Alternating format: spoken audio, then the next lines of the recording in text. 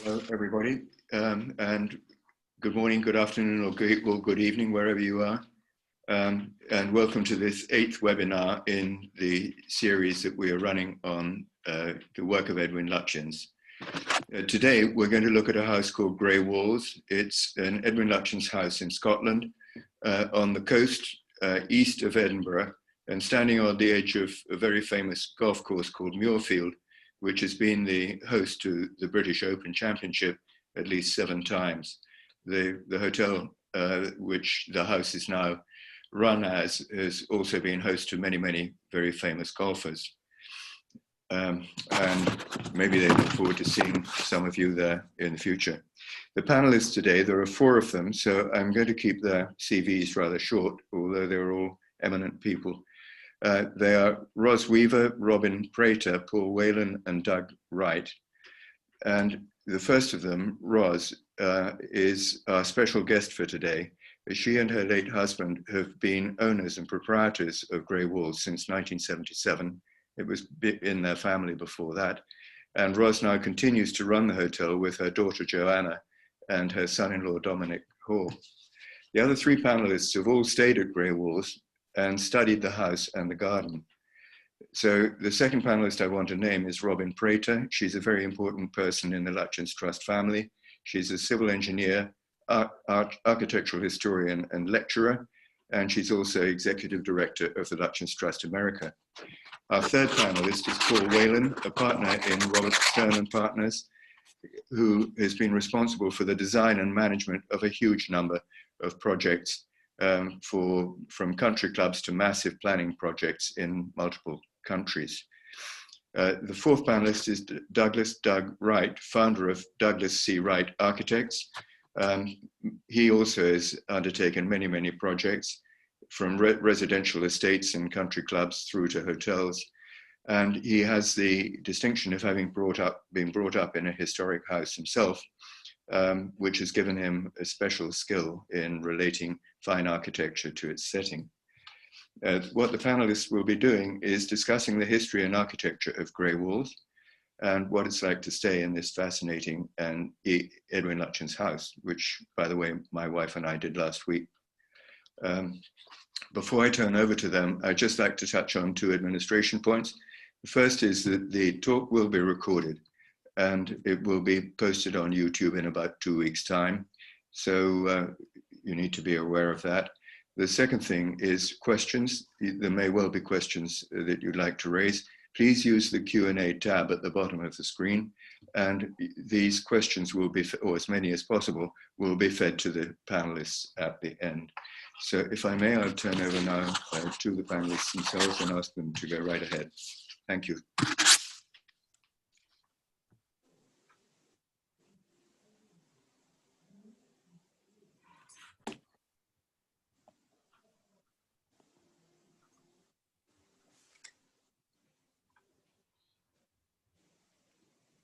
Is that going up on the screen correctly? Perfect.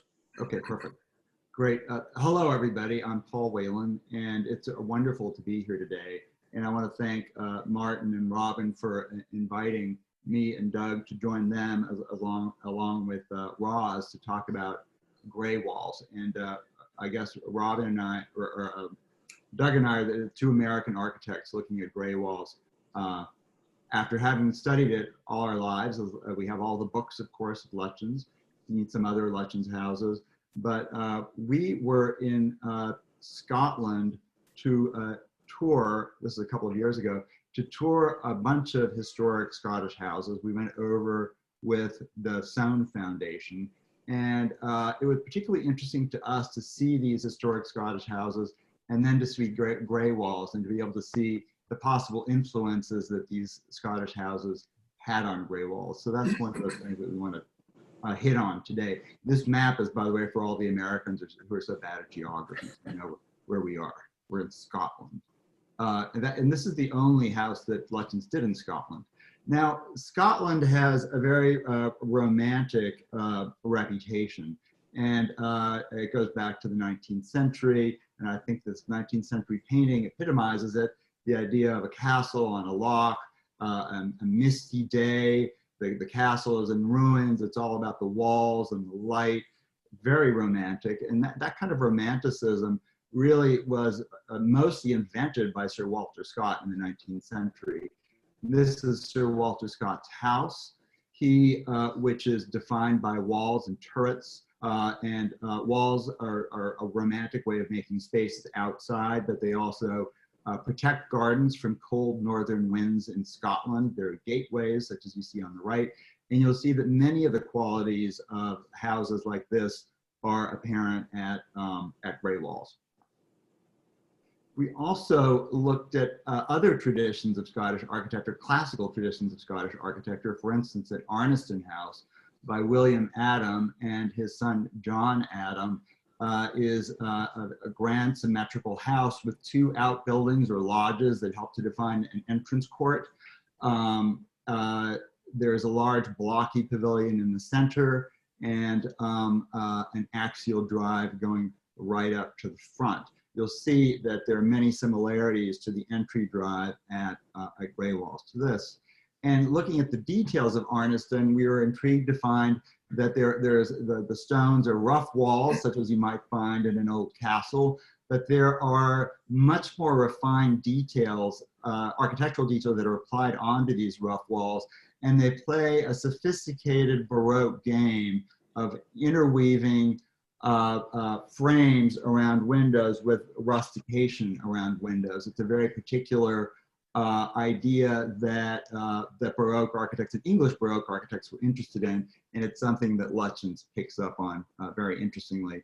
And then finally, we visited Hopetoun House, or Hopetoun House, and here we see its stables with a wonderful tower rising out of it, and which is very typical of Georgian revival and classical houses that sort of marks the center. Sometimes these are to bring in light downstairs, but they're mostly to mark the center of the house.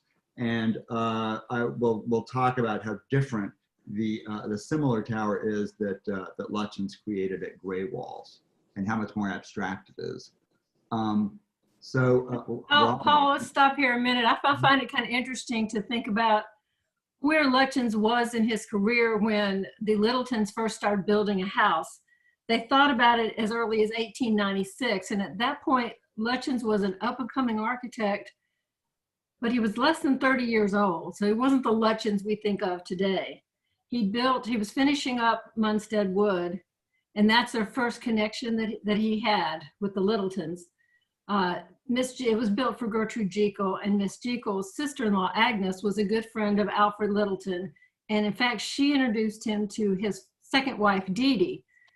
And that's the second connection. Dee Dee was related by marriage to Emily Lutyens, Lutyens' wife. So we have this great letter from Emily saying, you know, my sister says the Littletons want to build a house, and she's basically saying, don't mess this up, we need this. So, you know, she says Alfred has seen Bump's house, that's Miss Jekyll, and raves about it. But Dee Dee said the windows are too small. She would have to have bigger windows in her house. So go to the next slide. We see an example. Dee Dee Littleton did, in fact, ask for a castle-like fortress with big windows. And we see Lutyens here in these sketches getting a chance to educate his client, and we get a little peek into that. The one on the left, he shows her how the little small windows emphasize the massiveness and the scale of a fortress, whereas on the right, you put the big windows in and that's lost. So next one. So then he came up with another sketch. And it's amazing to me how this young architect was able to convince his clients to build this radically different house.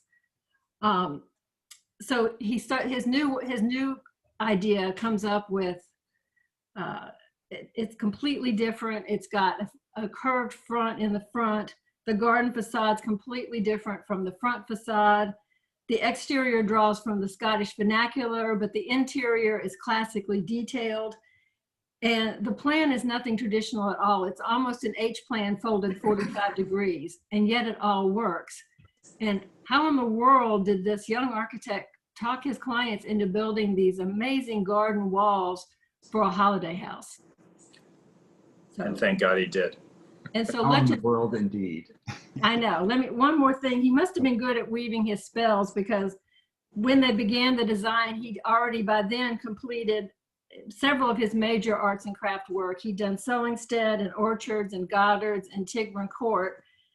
And then when Greywalls was finally completed 2 years later, that was the same year that he completed Homewood, Marsh Court, Deanery Garden, and Folly Farm. So it took 2 years to build Greywalls. The Littletons owned it for 5 seasons. But their relationship with Lutyens didn't end at Greywalls. He built several things for them, and Littleton was instrumental in him getting some other commissions. When they had to sell Greywalls, they bought a small rectory in Kent and hired Lutyens to turn it into a country home that was close enough to the golf course at Rye for Littleton to golf. But most importantly, Alfred Littleton served as the chairman for the Hampstead Garden Suburb Planning Commission. And he was the one that brought in Lutyens. And so ultimately we see Lutyens designing the central square there, 2 churches, the Institute, and several houses. So the Littletons were, Alfred and Edwin got together and were very close friends for the rest of Littleton's life. So that's it. Great. Thank you, Robin. Thanks, Robin.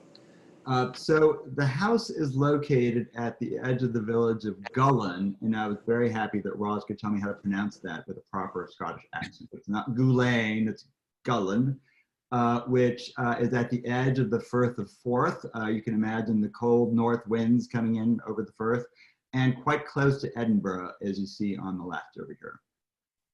So coming up closer, we see the village of Gullen, and the house in red with its garden circled in yellow on the right side. It's right at the edge of the village, and also located right at the center of the Muirfield golf course. It's actually located so that it's very close to the 9th and 18th greens. It's perfect.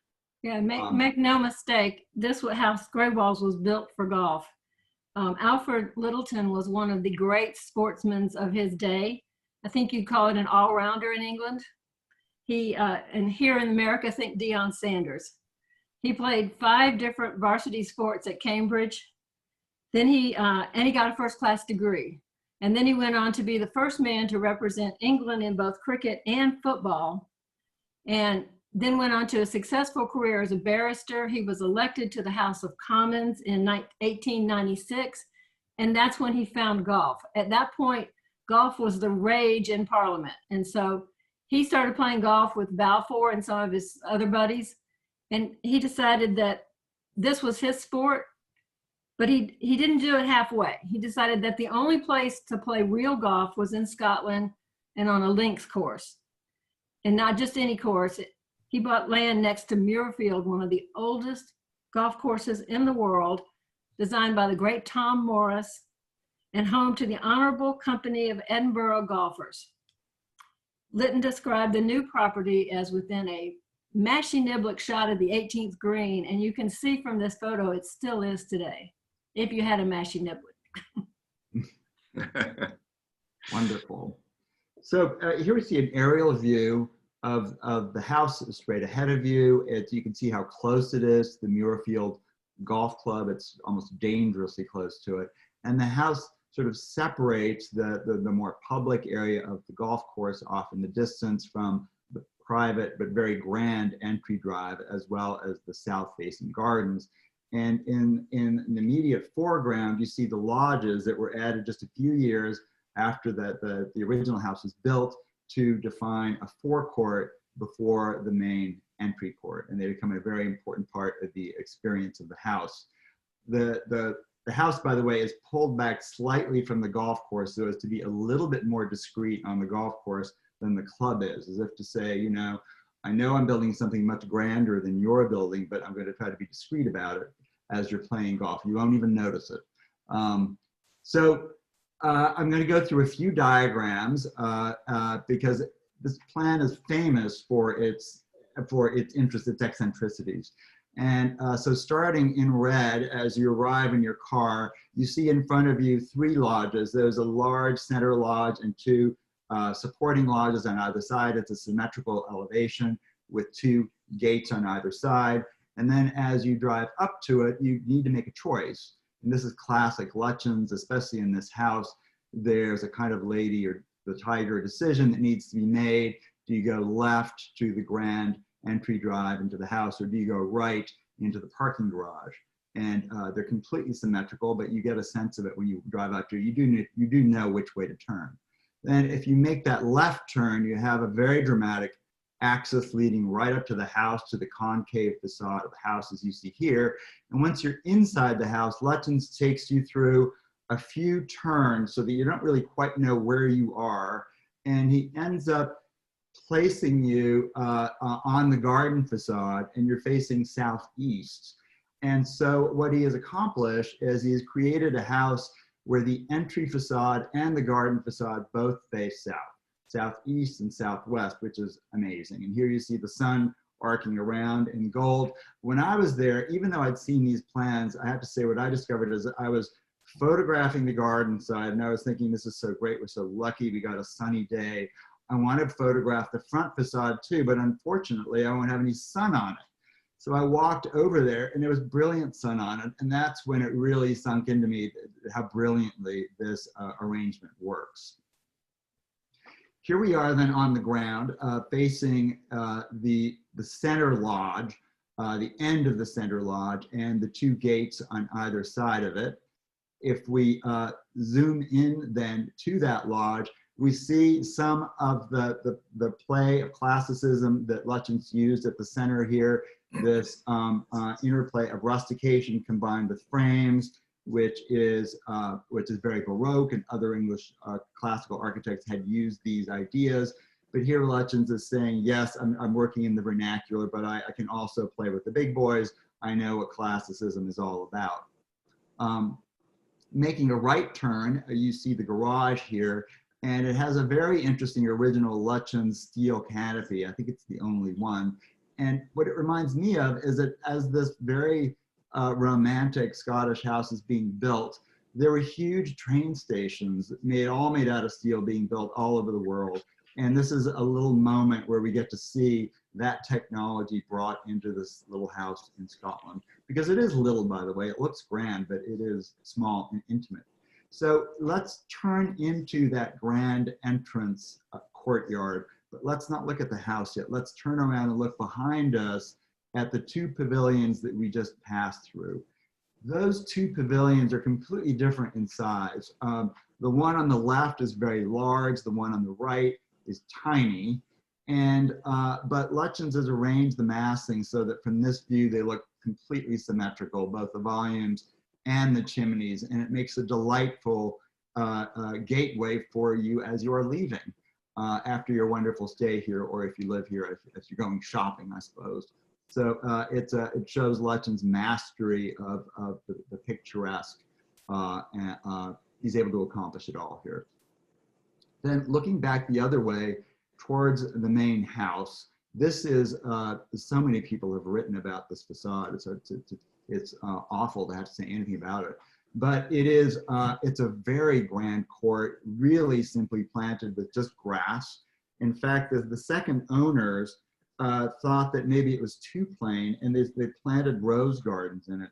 And Lutyens came and stayed with them, and he said, "What are these flower beds doing, drawing the eye from the beautiful lines of my favorite house?" So they got rid of them immediately, and nobody's even thought of putting any plants in there since, other than this beautiful, simple grass. Lutyens and Jekyll both felt like it was very important to have a quiet introduction to the house. So they didn't think you should have a lot of plantings in the front. Save it for the private space in the garden. Exactly. And I have to say, it seems particularly Scottish to me. It almost seems like it's a classical interpretation of a Moor or something. It's so simple. But everything is horizontal here. The walls are very horizontal. They're all the same height.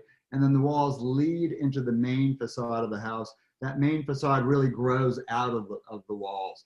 The roofs of the house are pulled away from that facade so that you really feel like you're entering into a wall rather than into a volume, which is very abstract and interesting. It's one of the reasons that this house has been so interesting to architects for years and years and years. halfway through this passageway, you notice, if you see on the plan on the lower right, that there are two curved walls that come into the passageway, two convex walls. And to me, convex walls means that there's something behind them. To me, that means that there's a surprise behind them. I think Lutyens is saying you have more to see other than this wonderful entry court that you're in right now. And in fact, there is more to see. Each of these walls has an arched opening right in the center of it that gives you a key and passageway, or key view and passageway to things beyond.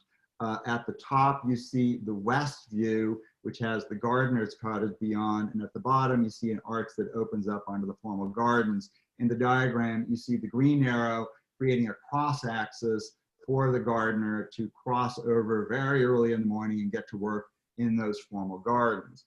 Now, the owners, of course, live in the gardener's cottage now, because it's actually quite a nice cottage, especially if you add on to it a little bit, as they have over the years. And here is the cottage.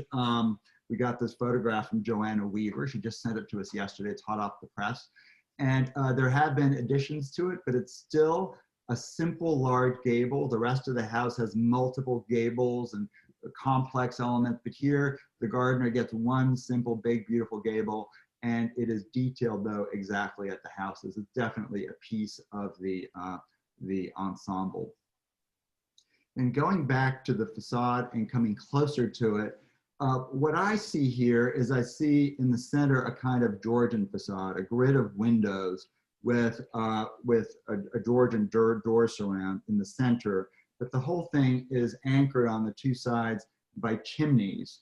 With that, to me, it adds an element of lightness to it. The curve envelops you, it creates a sense of welcome. But from this distance, it almost feels like a piece of fabric supported by the two chimneys. So you get a sense of lightness and fun brought into this view that a straight wall would never give you.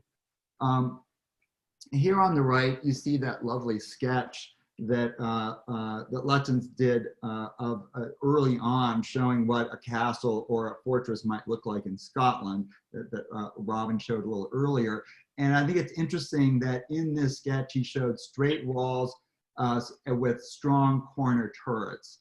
And in a sense, I think that that's what he did in the house. He shows a flat wall, although it's curved, supported at the ends by two tall chimneys that are in a way like the turrets of a castle. They're also sort of like goalposts. Because there's an abstraction here, there's a poetry that allows one to read the house in many different ways. And then finally, we see here on the upper right, the idea of a cupola, of a traditional Georgian or classical cupola, and how different the cupola is that Lutyens located at the top of this house. It's fascinating that he turned a cupola, which is normally a kind of heavy object, into something that just appears to be a window floating on top of the roof. It looks exactly like the other windows. It's not even connected to the roof. It's kind of magically floating above the roof. When I think of this house, it sort of reminds me in a way of Alice in Wonderland, in the way that you sometimes feel very big in it or very small in it. And to paraphrase Alice, I just want to say that I've seen towers without cupolas, but I've never seen cupolas without a tower, until I saw this house and I saw this cupola floating in midair behind this ridge, and it's really magical. It brings no light into the house, by the way. It comes down into a closet. So it's all about the exterior effect of it. And you'll see in other photographs how magical it is when it gets a bit darker in the evening. There are, if you see the plan on the lower right, there are two little pavilions that also help to define and anchor this gateway. And they also remind me of those turrets in that sketch of castle turrets, but here compressed down into pleasure pavilions. They're delightfully scaled. The one on the left goes to service. The one on the right is currently used as a tea house, and it leads to the formal gardens beyond. Again, there's that symmetry, and you don't quite know which way to go unless you know your way around, of course. Now, here in early morning light, we see that great curve of the facade dramatized by the light that rakes it. So with great shadows raking across the facade, part of the light part of the curve revealed by this morning light, shadows of chimneys raking across the forecourt in a very dramatic way.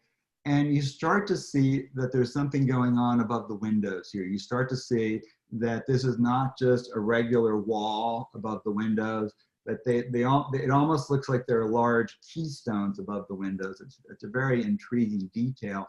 We get closer to the facade. Actually, in the sketch that Robin showed earlier, that sketch shows very interestingly that Lutyens originally put little panels above here, and then he did a kind of castellation detail that went in and out with recesses above the windows. But he ended up with this idea of reversing that notion, where rather than having the voids above the windows, he put the solids above the windows. So he batters the wall up here. In other words, he leans it back above the windows, but he does not lean the wall back right above the windows. So you get the impression that there are these large blocks of stone sitting right above the windows, right above the elements that could least support the stone. So it's ironic, it's paradoxical, it's playful. And in the end, it does remind you in a very abstract way of the crenellations on a castle. So he was able to, in the end, give Mrs. Littleton a bit of the castle she was looking for right here in a way that would inspire architects for years to come. Now, above the windows, rather than having a solid lintel supporting weight as you would normally expect, Lutyens uses the roof tiles, they're called pan tiles, and he puts them in mortar and he slices them off to create this lovely pattern above the windows. It's a very vernacular looking pattern. As Doug and I were talking about this a little earlier, he thought it reminded him of the waves on the bay just beyond the golf course. But it's playful and it's not structural looking, and so it is ironic and interesting, as Lutyens often is. Now, moving up to the front door, we see the extraordinarily refined Baroque door surround that Lutyens created at the main entry with its split pediment. And it shows us that Lutyens' interest is moving increasingly towards classicism while never giving up on the vernacular. And here is a quotation from a letter he sent to Herbert Baker just a couple of years later. In architecture, Palladio is the game. To the average man, it is dry and, it's, oh, I can't see it, hold on. But under the hand of a wren, it glows and the stiff materials become as plastic clay. It's wonderful to see the excitement that Lutyens feels as he is moving into the high game of classicism, as he called it. And now Doug is going to take us inside the house. Yeah, if you can just go back to that one, Paul. Okay. I just wanted to talk about how, for this entire time running through the front entry court, we've had the inevitability of this front door surround. And as Paul was saying, Lutyens introduces us to this, with the split pediment, which in itself is just, very Baroque and a sophisticated way to approach that rather than just the classic Georgian pediment. But we move through this entry, which was originally just a framed opening in the stone wall. Now it has doors, but didn't originally. And even that is a level of ambiguity that I think Lutyens loved doing throughout, whether it was in the site planning or in the interior planning. So now we move into this space. You can see in the diagram in the lower right, the front entrance with the center arrow, and then you're immediately given this choice of left or right. You don't really, both are equal choices, door to the left, door to the right. And then the outside materials are being brought into this front entry porch, shown in the pan tiles in the floor, as well as the shaped stone tiles. You have this, lady or tiger choice again, left or right.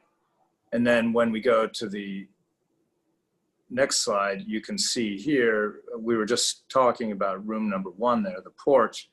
The plan shows really how dramatically different the parts of this house are, with the H-shaped formal house on the right and then the service wing on the left, both of these united by that large curve.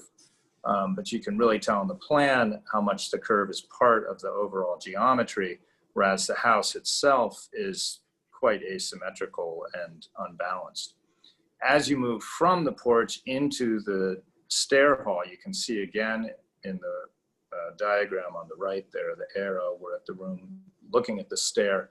The shot on the left shows how relatively unassuming it was. And then the image on the right shows how Lutyens is immediately introducing us to the classical game and the classical moldings, but also playing so much with the scale.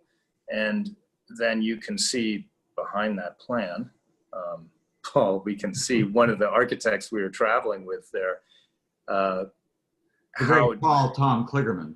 Exactly, Tom Kligerman there. I think we see him taking a photograph for Instagram or something. But he got the whole house on Instagram before we even checked in. I know. He's completely vicious, but anyway, let's go ahead.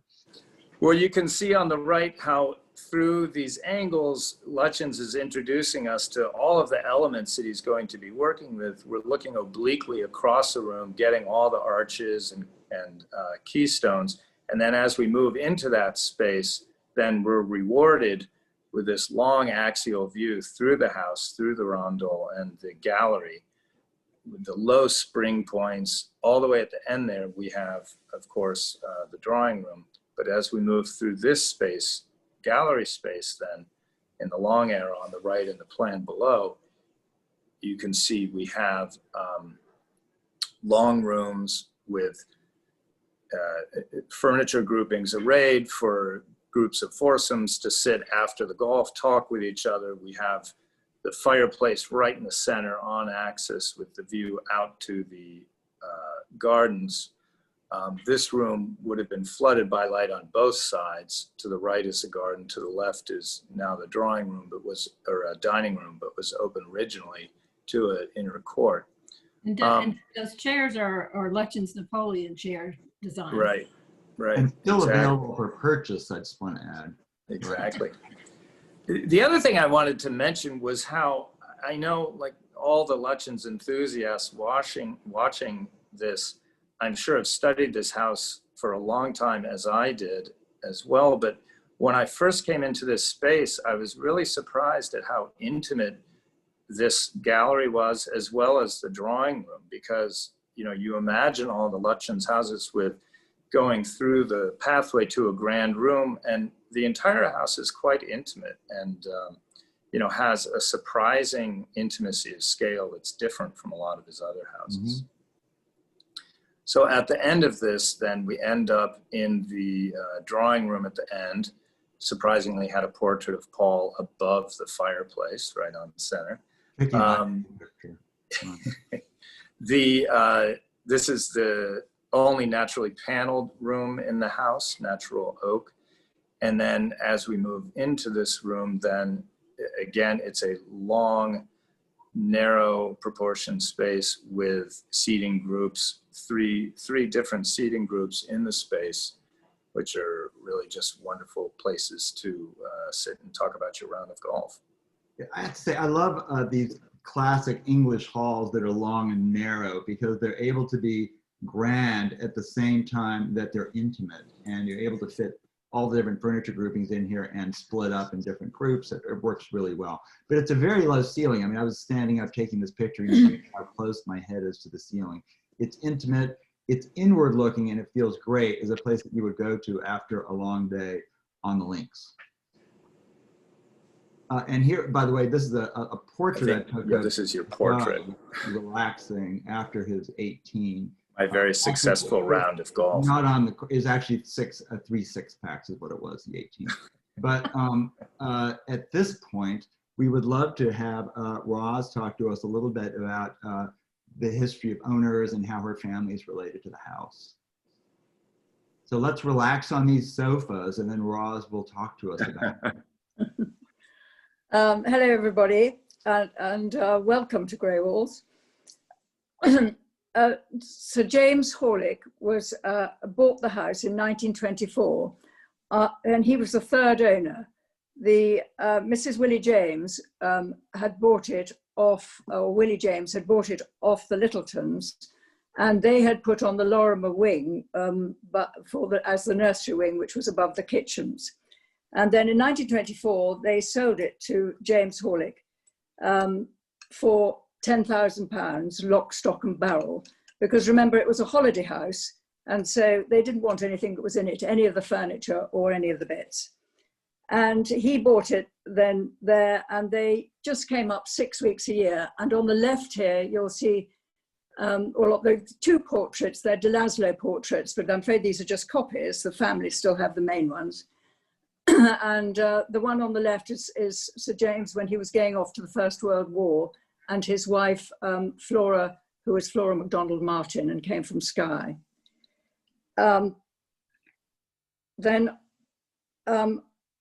They literally had it as a holiday house, and they used to come up 6 weeks a year, probably before he went grouse shooting later on in the year. And he was a very keen horticulturalist. So in fact, he decided just before the war that in fact he wanted to move over to the West Coast and create a garden on the Isle of Gear. So he gave it to his wife, Ursula Horlick, who was married to John Weaver, and that's my mother-in-law. And she took it on after the house had been requisitioned during the war, where we had the RAF staying there, and then she took it on after that. And they didn't really know what to do with it. My father-in-law had come out of the war, had come out of the army, and so they decided that they started as a hotel. And so in 1948, they started with a mere 17 linen sheets because of rationing. And it was all very difficult, but they started off, and it was a great success right from the beginning, particularly with Americans, because of course they had the British Open Championship on Muirfield that year. So they carried on just as a seasonal hotel much later. Now this photograph here actually shows Sir James Horlick with my mother-in-law, Ursula Horlick, and her brother John and her mother Flora. And this is the iconic place where we always take the family photographs, in the Œil de Bœuf. Exactly. So I'm not quite sure where her sister Catherine is, but that was the family. So then after that, we would then go on to when it was a hotel, and they stayed in the hotel until Ursula and John stayed in the hotel till 1977, when Giles and I were summoned up, my husband Giles, their son, summoned up to come and help look after the house. And so we lived there from 1977. And, but they had already done a marvelous job with the house. We'd had all the people who won the Open Championship staying whenever we had the Open Championship at Muirfield. It was extremely well known, and so it was really quite easy for us to carry on.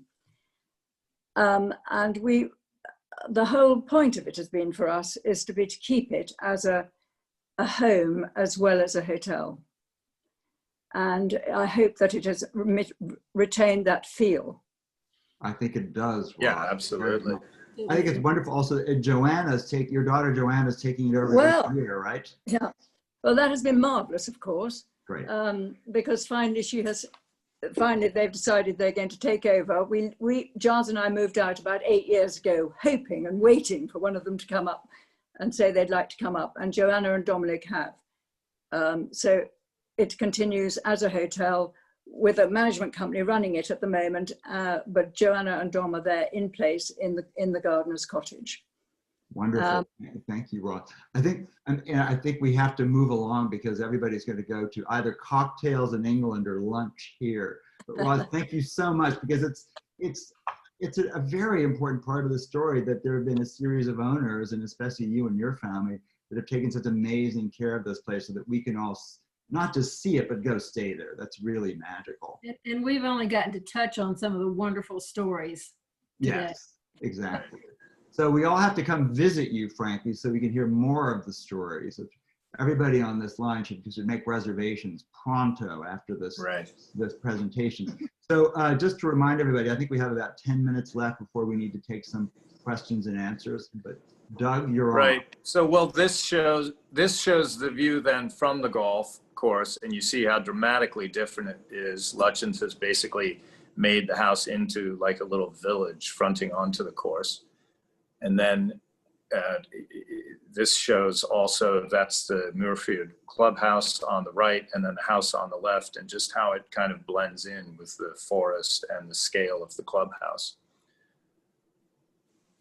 And then looking out across the course to the Firth of Forth, I mean, you really get the sense how this house straddles the golf course and raw nature to the north, and then the beautiful gardens to the south. And thanks to Joanna for these beautiful pictures, by the way. Yeah, these really are wonderful, showing that Scottish sky. And now we go inside to see how the rooms are with Paul. Here, we'll just take you a quick spin around of sort of my experience of staying here, going upstairs to a very narrow stair hall that opens up into this wonderful room with a desk in the center of it, a gallery which faces south on the right, my charming room on the right, didn't get a chance to light the fireplace. But then from that room, there's a window that faces north over the links to the Firth of Forth, and it's a small window because you can imagine what it's like in the winter, but thrilling to see that view anyway. And then in the gallery, the view south to the garden with much larger windows. Lutyens is always thinking about where the heat was coming from and where the views were. Opening up the window then opens up to this spectacular garden, which Ros and her family and their landscape architects have restored into something very much like what Jekyll might have planted originally. It's a spectacular garden. It has a formal area in the front here and a slightly more informal area behind that. And then coming down to grade, there's our axial path that leads through both gardens to a pavilion at the very end of it. Then looking back at the house, we see an elevation that is not quite as Scottish as the rest of the house. It's maybe more memorable of the work that Lutyens was doing in Surrey. And we know that the Littletons really loved Munstead wood, and this is evocative of Munstead wood. So they wanted to have one place of perhaps Southern English comfort after all the trials of marching around Scotland.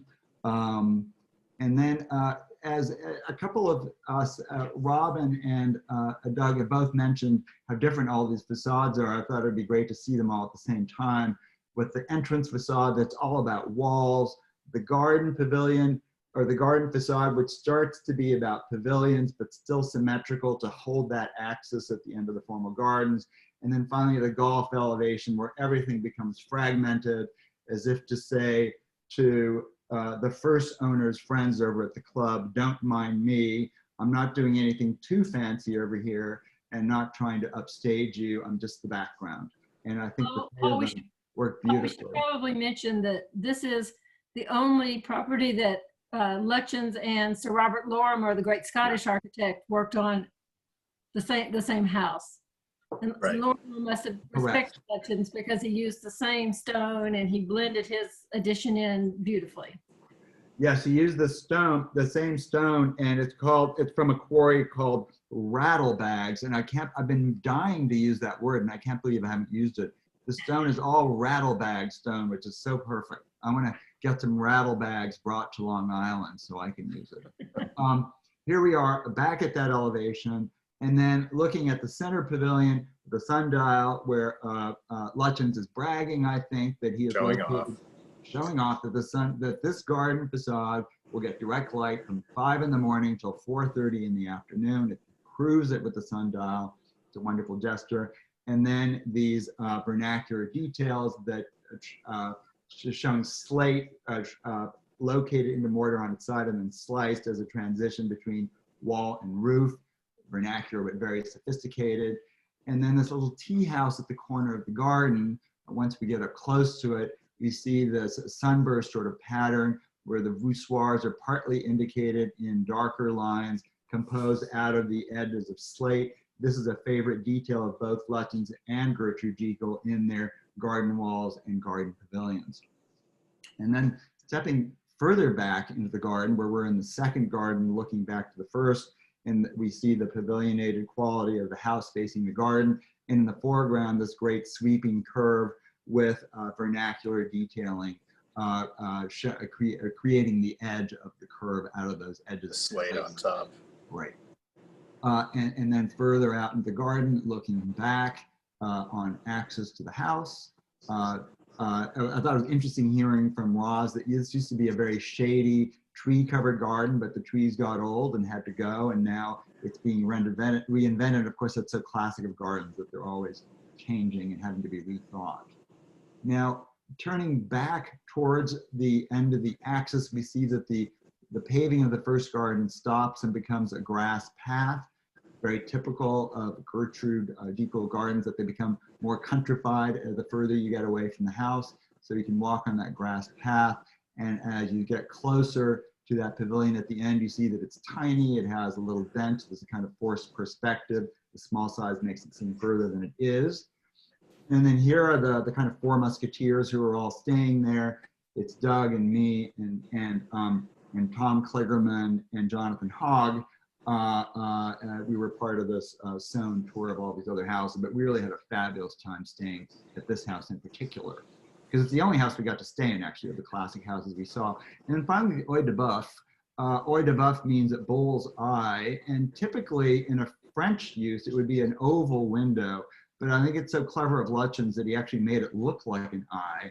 And I sort of see Lutyens' eye looking out over the English landscape in the distance. And I also see Lutyens' eye looking back at the house, perhaps Lutyens' evil eye, saying, I'm here and don't you dare screw it up because I'm looking at you, through that Œil de Bœuf.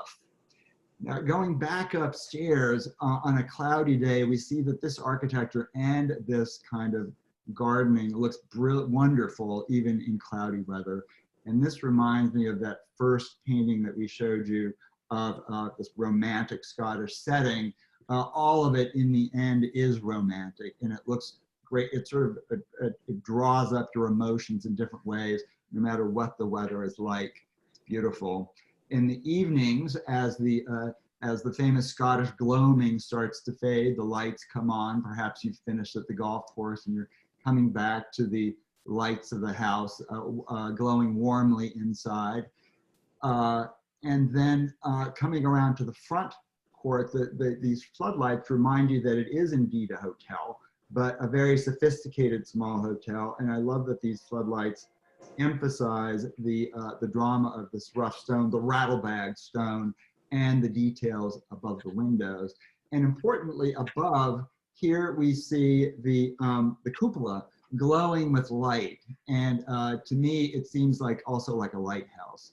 And frankly, I imagine an owner having been overserved at a party and coming back in his rolls. And it's very foggy out. And he just points the hood ornament on his rolls right at that tower and just goes straight, and you can't help but miss that front door.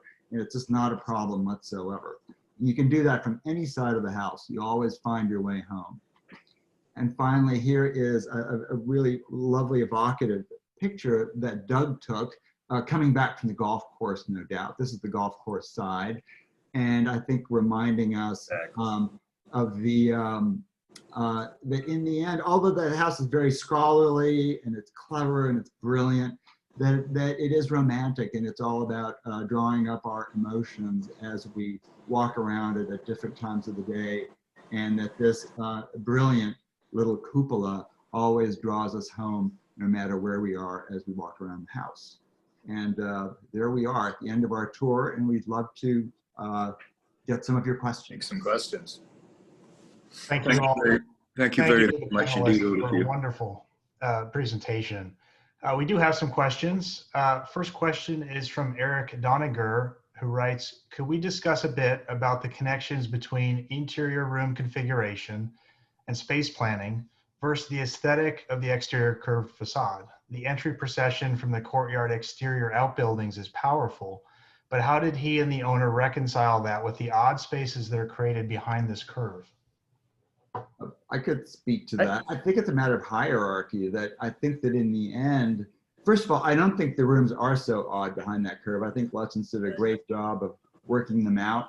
But I think it's a matter of hierarchy that in the end, as he was talking to his clients, I'm sure he might have said, look, what's more important to you, this grand entry court where the king might be arriving to visit you, or those little closets upstairs or those little rooms? I think the entry court is more important. Doug, you were gonna? Yeah, well, I was just going to add that, you know, this house is sort of unique among Lutyens' houses, where this idea of the wall almost gets continued into the interior planning, because the rooms are so long and narrow. So you're almost like walking through a wall. But also, since it really was a holiday house and a golf course, or in a golf house, the rooms are long and drawn out. And I really do think it is that idea that you have these groups of foursomes or groups of conversation arrayed along the rooms, rather than having it be this, it is a procession, but you're not proceeding to a large room at the end. You're really kind of moving through this house to the golf, or through the house to the garden. So really those things, the entry court, the golf, and the garden are really the main spaces you're inhabiting. I agree. The house always seems like a vestibule to outdoor spaces. Sorry. Right. And when you go to the inside of the house, on the public and the family parts, Lutyens has put niches and closets, and so when you're in the hallway, it's a straight hall on the ground floor. You're not aware of the curve of the wall. The other thing about the genius of Lutyens, I think, is, you know, you have this ambiguity and the uncertainty, but he knows just when to give you the answer. So you're never confused. You just experience a little uncertainty, but he always gives you the answer in time before you panic. I think you have to remember that this was built as a holiday house, probably Yes. only to be used 6 weeks a year. So the whole idea is that it appears to be a great deal grander than it is. It is a holiday bungalow, almost. Mm-hmm. And I think that has to remember. And also it needs to be said that High Walls was the original name of the house. And I'm not sure when it was turned into Greywalls, but it was before my husband's great-grandfather bought it. And the connection with Jekyll is interesting, because we have no plans of this being a Jekyll garden, but of course it is very much looks very similar to Hester Combe or one of those other great gardens that she did with Lutyens. And I think it's his structure in the garden with her, the idea of her planting, which is so good. So although we haven't got the actual plans, Jane Brown in her book, Gardens of a Golden Afternoon, certainly felt that it was one of her gardens. Mm-hmm. Thank you. Candia writes, is the small bottom window left of the front facade original? It seems to knock off the symmetry. Oh, that is interesting. I love that window, actually. It's like On the left. It's the mole on Marilyn Monroe's face, I think. It's beautiful. So I hope it's original. I think it's very interesting. I don't have the original elevation. I don't know if you have that front elevation to show, Paul, or maybe a plan, but it's a service. Which one? Which one? The window on the far left of the facade, you can't see it on this, but Oh yes, no, it's the little one. Right. It goes into the kitchens. So it was probably a very small window for the kitchen. There. I think it's very charming. It does slightly throw off the symmetry, but it's very charming. I hope you can all see that. Lutyens love to set up the symmetry and then break the rule. That's very typical of him. Mm-hmm. Valerie Thomas writes, the stone tiling in the entry, are these different types of stone or different finish textures creating the tonal difference? On the walls or on the roof? I don't understand that. Well, on the walls are all the same stone. Right. The roof is the pan tile or the slate in the lintels. Right. Yeah, on the floor. On the And entrance, on the floor. around the entrance, sandstone. Oh, it's sandstone. Is that right, Ron? The dressed The dress stone. The dress stone, yeah. Right. And then it has some of that edging done Slate. with slate. Right here. The slate's on the floor. Exactly. This was, in the original drawings, this is called the porch, by the way, so it was really meant to be an outdoor space. Mhm. Which that floor detail is very typical of something Lutyens and Jekyll did in their gardens. Very much so, very much so. The top of the cupola, which are located on the top of the skylight or the cupola, Yeah. was of course used as target practice by the officers of the RAF, as it was used as an officers' mess during the war. And I'm afraid we've never redone it. And you can just see a sort of black dot on the top there, and it's a very bashed bit of the cupola. It's a wonderful memory of a difficult time. Mm-hmm. Luckily, it held together. Also, the tortoises that we've got photographs of the tortoises that were held up and played with, that were in the garden that took the time that my mother-in-law won from a fair in 1923, and one of them is still there. So things just continue at Greywalls. We did not capture the tortoises. We have note to self, for next trips. Not to be missed. Right, exactly. My God.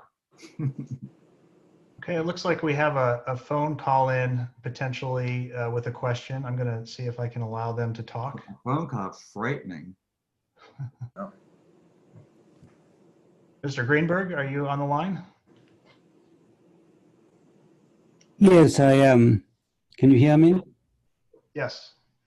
I was really interested by that sketch that you showed, which Lutyens did for his client, showing this castle with little windows and then with the big windows, which threw off the scale. But to go back to the front facade of Greywalls, he clearly was influenced by that sketch, but in a very different way. These 5, 7, 9 windows on the facade, excluding the asymmetrical one, are much larger as a percentage of the wall than almost any other Lutyens house. And it's quite remarkable how, when you approach, as soon as you see this house from the gate, you notice this difference in scale imposed by these big windows or relatively large windows on this facade. And you don't, I'm trying to remember, I don't think there's another house where you have that relationship with the big windows, changing and determining the scale of the building. I think they're interesting. Well, he listened to his client. Yeah. And it also takes Sorry, I'm going to have to break in here. It's Martin Lutyens here. We're about 1 minute to close the time. So can I just say a very big thank you to the panelists and to Ros especially for letting us invade her premises. Something that wasn't mentioned is the decorative scheme inside, which I think is her creation, and it's very, very successful. So thank you, the panelists. Thank you for Jim for holding the fort behind the scenes and making it work. And thank you for everybody who's watched. I do hope you've enjoyed today's webinar. Okay, well, that, folks, is And we'd love to have you join as a member of the Lutyens Trust America or the Lutyens Trust. Sorry, well, that is a very good point. I'd endorse that. Good. Could I just say something to Mrs. Weaver? Oh, Yeah, please do, quickly. Yeah. I stayed at Greywalls in 1977 or 78, I don't remember. But I do remember her showing me around the house. And I've actually never forgotten that tour. So 50 years later, I'd like to say thank you again. Great. thank you. Well, thank you all. Thank Thank you you very all much. so much. Thank This you, has been a Martin, total Robin, pleasure to Ros, work with. Paul. Thank you. Yes, thank you all. Okay. Thank you All all. right. All right. Well, I think congratulations to the team. You're absolutely right on time. So thank you all.